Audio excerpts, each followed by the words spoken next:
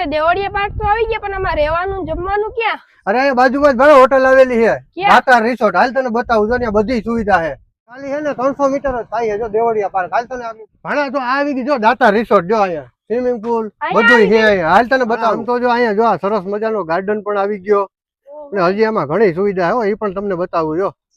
જો ભાણા અહીંયા છોકરાઓને હિસકવા માટેના હિંચકા, ઝૂલા, લહરપાટી બધું આવેલું હો. તો મામા અહીંયા મજા પડી તો ગઈ. અહીંયા ભાણા પંજાબી, કાઠિયાવાડી અને ગુજરાતી ગમે એ જમવાનું પણ મળી જાય હો.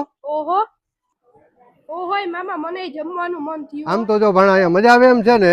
આવો મામા, ખરેખર અહીંયા તો મજા આવે એવું છે. આમ જો બેહવા માટેનો એ જોયો ભાણા તે.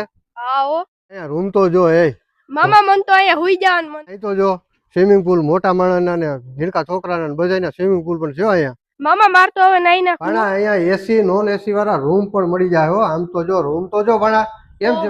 હું તો હુઈ જ જાઉં હો. સાસણ ફરવા આવો છો ને સારી રેસોર્ટ જમવા માટે કઈ મળતી નથી, તો તમે આજે જ મુલાકાત લ્યો. દાતાર રેસોર્ટ પર ડિસ્પ્લે પર આપેલો છે.